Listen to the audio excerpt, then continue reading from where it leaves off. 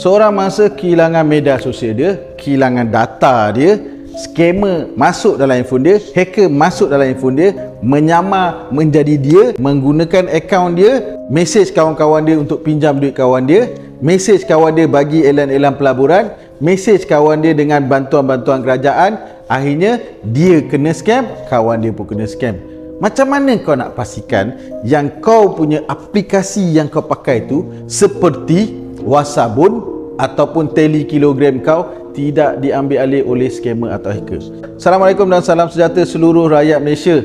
Saya kongsikan anda satu tips yang paling mudah untuk anda pastikan telekilogram yang anda pakai dan Wasabun yang anda selalu guna dalam handphone anda itu tidak akan diambil alih oleh scammer ataupun hacker yang akhirnya dia curi data-data kau, dia rembat duit kau dalam tu, dia scam lah orang lain guna kau punya nama dan nombor telefon kau. Lakukan tips yang paling mudah ini. Pertama sekali, aku ambil contoh. Ni contoh saja tau, tapi contoh ni kau guna untuk aplikasi-aplikasi dan media sosial kau yang lain.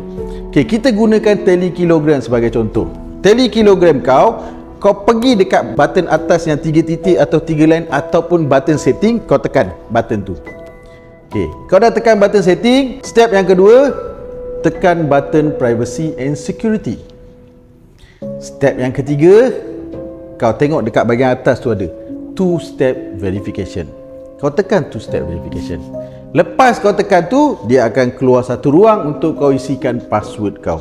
So kau masukkan je lah password kau dalam tu, yang kau seorang je ingat, orang lain takkan ingat dan takkan tahu. Pastikan password kau bukan tarikh lahir kau, bukan nombor yang senang diteka, bukan satu nombor kau ulang banyak-banyak. 8888. Jangan. Pastikan nombor ni nombor yang kau seorang je ingat. Kau pilih nombor favorite kau, pilih 2 atau 3, kau masukkan dalam password tu. Ingat, jangan bagi orang lain tengok dan tahu password kau.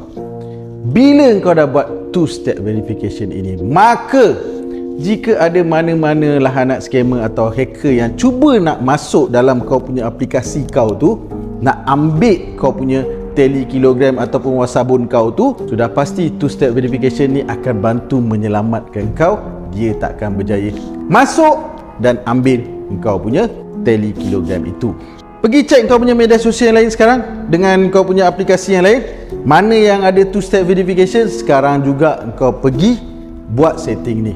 Ingat, bila anda pandai melindungi aplikasi dan juga media sosial anda, maka anda berjaya menyelamatkan kawan-kawan anda daripada diperdaya oleh scammer yang menyamar sebagai anda. Guys, banyak sangat telekilogram rakan-rakan anda yang telah berjaya diambil alih oleh scammer dan hacker. Tanda dia kau nak tahu senang je. Kau pergi buka telekilogram kau, kau tengok kat dalam tu yang ada gambar hantu, yang ada tulis deleted account, yang ada mesej.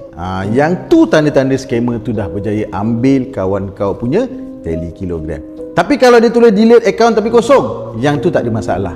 Ni cerita dia guna akaun kawan kau, dia hantar mesej, macam-macam mesej kat situ. Kau pula jenis percaya kawan kau. Kawan okey lagi. Bayangkan kalau bos punya telekilogram kena rembat, dapat pula mesej sila register untuk so and so. Kau percaya sebab bos kau, kau pun pergi tekan link tu.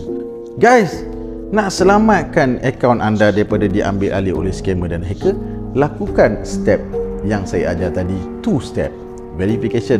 Ramai lagi orang yang tak buat, sekarang kau buat. Sekarang juga kau buat. Jangan kau dah kena, kau sibuk tanya aku, Tuhan saya dah kena, macam mana nak ambil balik, macam mana nak buat balik, macam mana nak selamatkan. Ada beberapa lagi tips lain yang saya akan kongsikan di video saya yang lain. Anda follow akaun saya, sharekan video ni, saya akan kongsikan lagi nanti. Agensi kerajaan, syarikat swasta yang ingin saya hadir ke lokasi anda untuk saya kongsikan rahsia, tip, formula, nasihat, bengkel, ceramah, seminar, kursus latihan bagaimana untuk menjadi pengguna digital yang bijak, nak belajar tentang keselamatan digital, tak nak jadi mangsa scam, nak selamatkan duit anda daripada kena scam, elak daripada menjadi mangsa scam, saya akan hadir ke lokasi anda. Tak nak kena scam, dengar cakap Rahmat Fitri Abdullah.